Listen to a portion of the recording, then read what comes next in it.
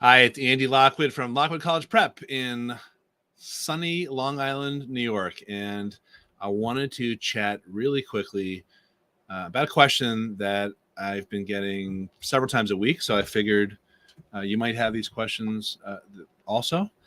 And that is a question about applying early decision. So just to date stamp this is October 16th. And many colleges have early application deadlines of one form or another, including early decision. So for those of you who are not quite in the know, early decision is the quote unquote binding application, meaning that to most people, that if you apply early decision and you're accepted, then you have to go. Is that really the case? I will get to that. And then there are ways to apply early also that are not binding, called early action. That was designed to encourage people to apply early and find out whether they were accepted or not earlier in the timeline, usually in November or December, probably December, instead of March or April. Here's a fun fact about early action, the non-binding one. The last couple of years, colleges were so inundated with applications mostly because of their test optional policies that they couldn't possibly even review all those applications, those early applications.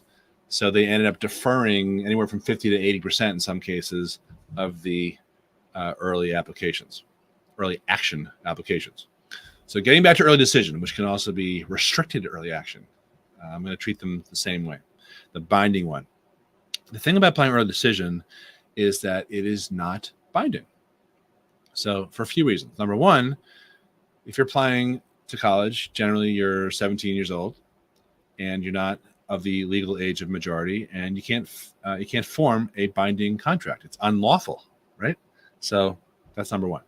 One big reason why it's not binding. Second is there's actually language in that early decision agreement which applicants, kids, sign, as do parents, as do guidance counselors. So there's three signatories to this non-binding, unlawful contract. And the language says specifically, I guess I'll paraphrase, it says, if you apply and you get in, you agree to come here unless the financial aid offer is not adequate or doesn't make it possible for you to attend. Here's the thing about that clause.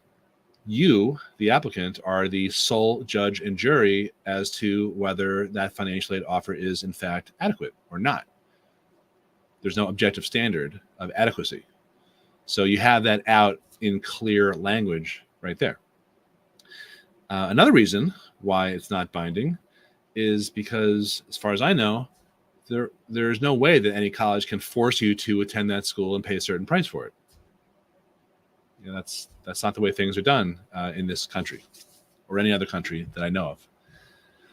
So why does everyone think that it is binding? Well, for the most part, that comes from your guidance counselor. And I am on record enough for bashing guidance counselors. I don't think of myself as a hater of guidance counselors. In fact, I think they're overwhelmed and untrained and outnumbered. But that doesn't stop me from stirring the pot, so I'll do that here. For the most part, the reason that you are told it's binding is because guidance counselors don't only have your best interests at heart, assuming that for sake of argument. They are also concerned that if you apply early decision, you get in, and then you decline because you use this financial out and you don't go, they're afraid that somehow you're going to taint next year's crop of applicants to that school. So in other words, we managed to get someone into Dartmouth this year, but that kid decided not to go there. So there's no way anyone's going to go to Dartmouth next year if they get in. They won't even be admitted if they apply, because Dartmouth's going to write us off. Does that actually happen? I suppose it could. I really don't think it does, but who cares, right? It's not your worry unless you have a younger child, maybe in that same school district or that same private high school. Your highest duty of loyalty is to yourself and your own family, not to the future kids applying to that college at your high school. I'm an amateur ethicist. For God's sakes, I'm a college advisor. Damn it, I'm a college advisor, not a miracle worker. So Some other sort of related questions. Someone asked me today, and I've gotten this question a couple times already this month. If I play early decision, do the other colleges know about it? So my response is no, they don't. And even if they did know, who cares? All that means is that you've indicated that you're in play somewhere else. There's nothing wrong with indicating that you're looking at other options, right? That's a pretty strong negotiating standpoint, as opposed to, you're my only college that I want to get into. Please, please, please let me in. I can't go anywhere else. What makes you more attractive as a potential college candidate? Look, I mean, even if they did find out somehow that you were applying, then I think that's probably a good thing, but they don't know that. So I don't love early decision from a financial aid standpoint. This will be my last comment here. If you're watching or listening, hope you're enjoying this and realizing that there is other information out there besides what you may be hearing from your guidance counselor or not hearing from your guidance counselor. And this too is one of those things. If you apply early decision, it does to some extent help your chances of getting in, but I don't love it for financial aid. So let me just pick apart those two statements. In terms of getting in, there are stats that most colleges publish that say things like, oh, we took 50% of our class from early decision, or you have a 40% greater odds of admission if you apply early decision. That may be true, but there's also a lot of self-selectivity in those numbers.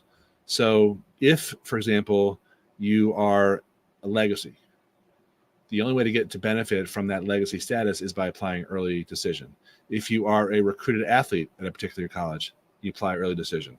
If you're recruited for any reason at all, if you have a letter from a trustee or something along those lines, you have to apply early decision, because otherwise they wouldn't stick their neck out for you.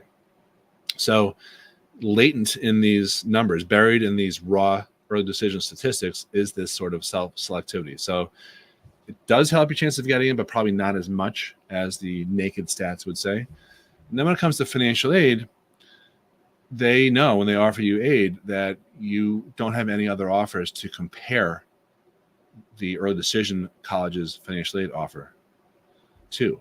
So that's not a great position to be in, also in a negotiation where you don't have any other offers. So on one hand, it can help you get in. On the other hand, it may not end up being the highest and best financial aid offer that you could have ever received. Now, you can always try, and I do this too every year with my clients, we always try to negotiate those offers or appeal them, or improve them, but without having other financial aid, offers in our hip pocket, it takes a lot, if not all, of the leverage away. So I hope this was good information about early decision, and I'm guessing you haven't heard it anywhere else. Wherever you are listening to this, if it's on our podcast, on one of the various podcast platforms, or you're watching this on YouTube or Facebook or something, go ahead and subscribe or follow or whatever it is people do, so you don't miss out on any more information. I have decided that I'm going to be giving sort of a for the rest of this admissions and application cycle, sort of a inside baseball, look over my shoulder. Here's some questions I'm getting when I deem them to be questions that I think other people would benefit from. But if you have questions, just pop them in to the comments section wherever you're watching or listening. And if they're good enough, meaning if they apply to more than just you, then there's a shot that I will answer it. All right. Thanks for watching and listening, and I'll talk to you soon. Bye-bye.